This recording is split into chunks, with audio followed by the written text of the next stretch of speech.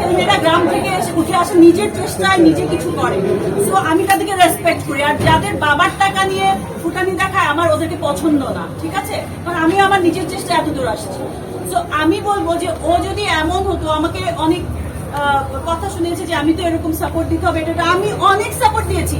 একদিন যদি এমন হয়েছে যে আপা আজকে পেমেন্ট না দিই, আজকে প্রোডাকশন খরচটা চালাচ্ছি, আমি বলছি ওকে নো প্রবলেম, পেমেন্টটা পরে দাও। সেই ছেলে যদি এখন এসে বলে আমার ফ্রেন্ডের মতো এক চ্যানেলে বসে ববি বলে, এমনি আবা বলে, তো ওর কনফিউজিং একটা ক্যারেক্টার। তারপর হচ্ছে আরেকটা বিষয়, আমি এত কিছু বলতেই চাই না আসলে, একজনের এত ক্যারেক্টার নিয়ে আমি কথা বলতে চাই না, এটা আপনারা জাজ করবেন। কিন্তু আমি এখন মানে বাধ্য হয়ে অলমোস্ট এটা বলছি যে এতটা ডিসঅনেস্টি নিজের কাজের সাথে, এটা আসলে আমি দেখি নাই।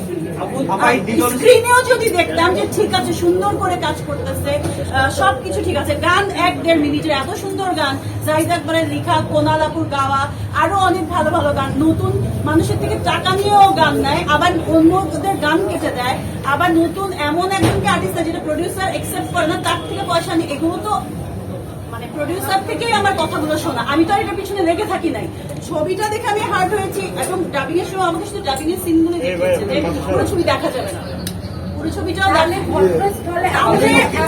নিজের কাজ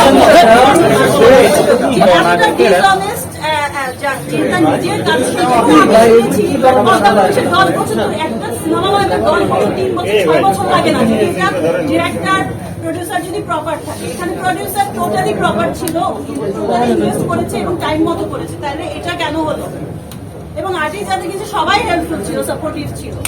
এখন যদি আমার দোষ দেয়, আমাকে বলে প্রডিউসারের দোষ, তারা টাইমলি পয়সা দেয় না। প্রডিউসারকে বলে আমাকে ডেট নিয়েছে 15 থেকে 17 দিন, আমার শুট হয়েছে 6 দিন, কেন 6 দিন? আমার যতটুকু ফুটেজ, আরো ফুটেজ কেটেছে, সেটা 6 দিনের শুট, তাহলে আমি কিভাবে টাইমলি না এসে এতগুলো শুট করলাম? এটা বলেন আপনারা।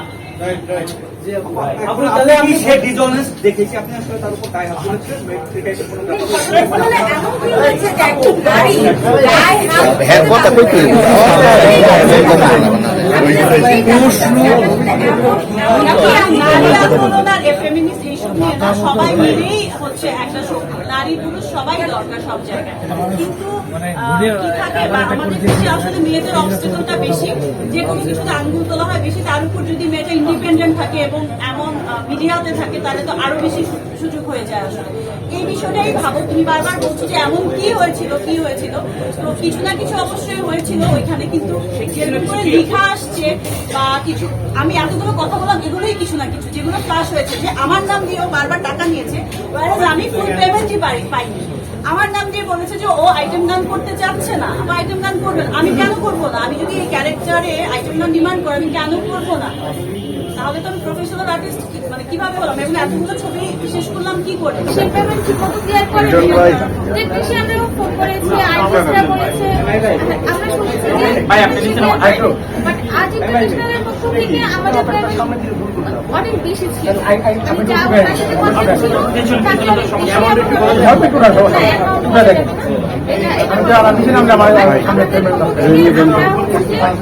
রাশিদ পলাশকে সমস্ত ক্লিয়ার করেছি।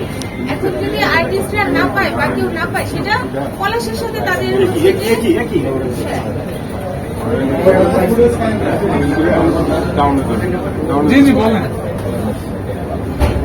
এবং পলাশ হচ্ছে যে তার কমিটমেন্ট রাখে নাই। যেটা আমাদের হচ্ছে যে পলাশের প্রতি যেটা বলার নিয়ে অভিযোগ, সেটা হচ্ছে যে পলাশ তার কমিটমেন্ট কোনোটাই ঠিক রাখে নাই, ঠিক মতো সে কোনো কমিটমেন্ট রাখে নাই এবং আর্টিস্টদেরকে পেমেন্ট করে নাই ঠিক মতো। হ্যাঁ, রিলিজের আগে দিয়ে হল বুকিং দিলে ঠিক মতো হয় নাই, কারণ সে দায়িত্ব নিয়েছে। এবং ইভেন আমাদের যে প্রোডাকশন ম্যানেজার ছিল, সেটাও সে শুটিং এর শুরুতে বিগিনিংয়ে সে হচ্ছে যে আমাদের ম্যানেজারকে সে বাতিয়ে দিয়েছে। সে বলেছে যে ও থাকে কাজ করবে না। ইভেন আমরাও যদি কখনো হচ্ছে সিনেমাতে কিছুতে ইনভলভ হইতে চাইছি যে না এই জিনিসটা ঠিক হচ্ছে না বা ওই জিনিসটা এরকম করলে ভালো হয়, তখন বলতে যে তাহলে আপনারা দায়িত্ব নেন, আমি দায়িত্ব নিব না। তো তখন হচ্ছে যে আমরা আমাদের পক্ষ থেকে কাজ দিয়ে তো আর দায়িত্ব নেওয়া যায় না, তখন হচ্ছে যে আমরা সবাই হ্যাঁ টাকা আগে দিয়ে দেওয়া হচ্ছে, কিন্তু হচ্ছে যে কমিটমেন্ট সে ঠিক রাখেনি। এটাই হচ্ছে যে আমাদের মেইন অভিযোগ বলা শেষ। আচ্ছা, আপনাদের সম্মুখে আচ্ছা, আমি দ্বন্দ্বের ব্যাপারে যাবো না এই কারণে যে একটা সিনেমা 3 বছর ধরে বানানো হয়েছে। হ্যাঁ, সময়ের ব্যাপারটাও সেই সময়ও আমাদের সাথে সেই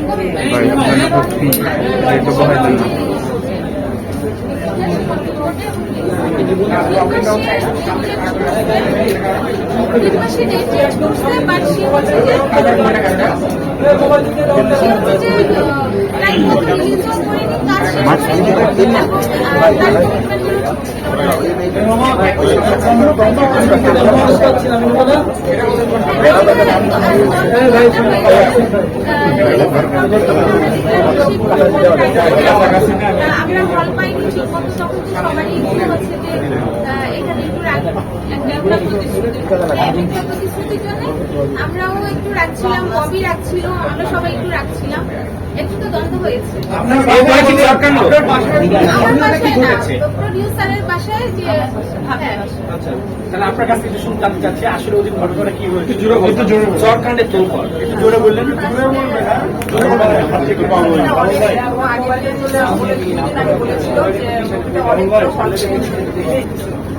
তো সবাই আসছিল, নায়ক ছিল, নায়িকা ছিল, আমাদের কোম্পানির সিও ছিল, এমডি ছিল, আমি ছিলাম, আমার সাহেব ছিলেন। তো আমরা সবাই ছিলাম। তো তার মধ্যে থেকে ওনার কথার সাথে আসলে কারোর সাথে কথায় মিল ছিল না। মানে উনি যেভাবে কথা বলতেছিল ঠিক মানে বিপরীত কথাটা আর কি, মানে যে কথাটা হয়নি সেই কথাটা উনি বলতেছিল। তো এমনিতে উত্তেজিত হয়েছে, কথা কাটাকাটি হয়েছে, বাট অন্য কিছু হয়নি। মানে ববি আপুকে বলছে একটা, ববি আপু ঠিকভাবে যায়নি ওখানে, শুটিং এ যায়নি এটা বলছে। তো ববি আপু বলছে যে আমাকে বলছে আমি গিয়েছি, মানে এভাবে কথা কাটাকাটি হয়েছে। আর গানগুলো কেটে দিয়েছে, এটা নিয়ে কথা হয়েছে আমার হাজবেন্ডের সাথে যে গানগুলো কেন কেটে দিল। তারপরে ববি আপুর অনেক শুটিং কেটে দিয়েছে, মানে মুভিটা অনেক বড় ছিল, মুভিটাকে ছোট করে ফেলছে এবং সে মুভিটা ঠিকভাবে দিতে পারে না। আমাদেরকে রিলিজের আগে দেখায়নি, আমরা অনেকবার বলার পরে দেখাইনি, আমরা অনেকেই দেখেছি, আমাদেরকে না দেখাই মামলা করবেন। সময় দেওয়া হয়েছে 12 তারিখের মধ্যে, 12 তারিখ পর্যন্ত আমার হাজবেন্ড তাকে সময় দিয়েছে। এর মধ্যে যদি সে সব ঠিকঠাক না করে তারপর আমরা ব্যবস্থা নেব। ঘটনাটা কি ঘটেছে? মূলত ঘটনাটা এই আলোচনা বিষয়টা আছে যে নির্মাতাকে পেটানো হয়েছে বা চড়ক দেওয়া হয়েছে। দেওয়া হয়েছে না, এরকম ছিল হচ্ছে যে একটু অভিযোগ ছিল, তো অভিযোগগুলি নিয়ে আমাদের আশপাশে ছিল। একজন বলেন ওগুলো আসলে সত্যি ছিল না, প্রমাণিত হতে গিয়ে ওনার উপরে কথা বলা হয়েছে। পলাশের কর্মকাণ্ডের কারণে আপনারা এমনিতেই উত্তেজিত ছিলেন। তারপর পলাশ এসে উল্টো যখন আপনাদেরকে বিশেষ করে ববি আপুকে নিয়ে কথা বলছিল, ববি আপু সবাইকে নিয়ে সবাইকে নিয়ে কথা বলছিল, সবার এরকম একটা বলতেছিল আমরা টাকা দেয়নি, আমাদের অ্যাবসেন্টে নায়িকাকে ওইরকম বলেছে, নায়ক অন্যান্য আর্টিস্টদেরকে ওইরকম বলেছে। তো আসলে আমরা টাকা দিয়ে দিয়েছি, কিন্তু সে টাকাগুলো ঠিকভাবে দেয়নি, সে কাউকে টাকাগুলো ঠিকভাবে দেয়নি। এখন সে যদি 12 তারিখের মধ্যে আমাদের জীবিকা সম্পূর্ণ ঠিক করে ফলে ভালোভাবে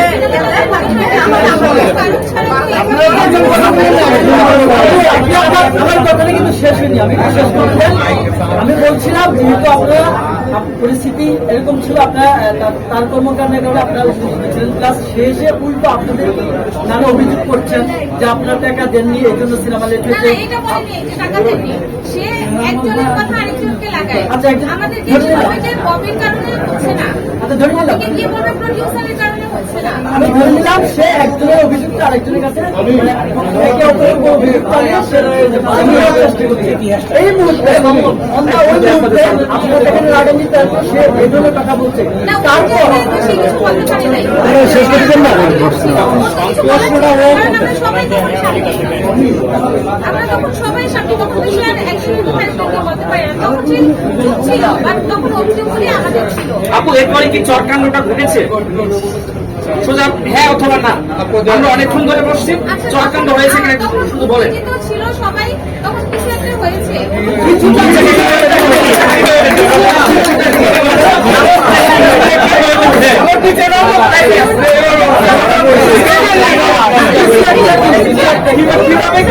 কিভাবে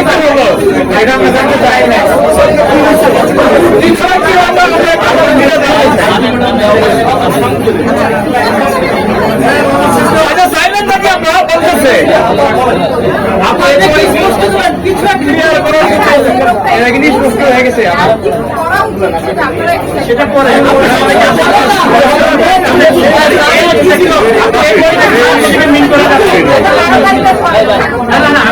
কিছুটা যে বলেছেন কিছুটা কিন্তু অন্যদিকে মিট করছে দেখা যায় এক একজন এক এক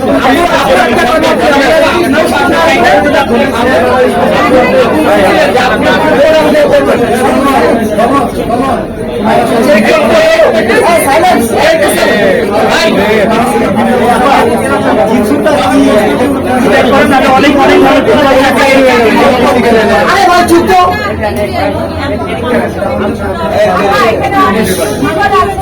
সবার সামনে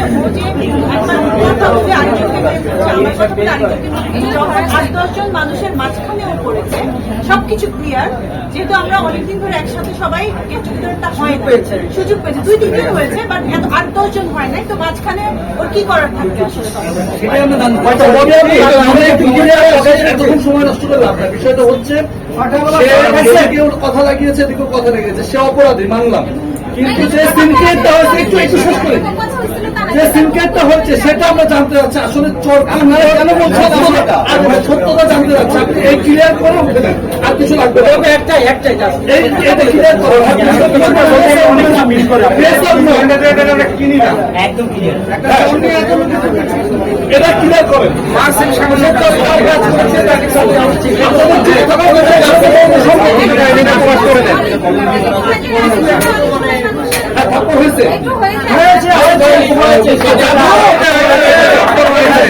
হয়েছে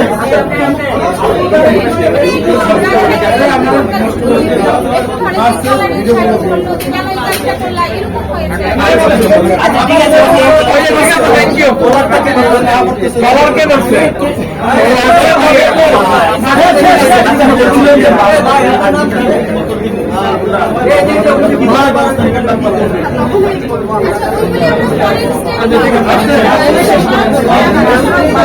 হচ্ছে